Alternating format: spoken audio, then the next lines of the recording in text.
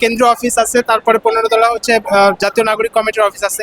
তো এরকম একটা জায়গায় সে বলতেছে যে সে বিয়ের দাওয়াতে আসছে, কিন্তু বিয়ের আয়োজক যারা তারা বলছে যে তারা তাকে চিনে না। তার মানে অবশ্যই সে এখানে কোনো একটা প্ল্যান নিয়ে আসছে।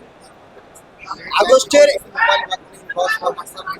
সেটা হচ্ছে তার মোবাইল, আমরা অলরেডি হচ্ছে এটা চেক করা হচ্ছে, অনেক ইনফরমেশন সেখানে পাওয়া গেছে, বাকিটা হচ্ছে এখানে পাওয়া যাবে।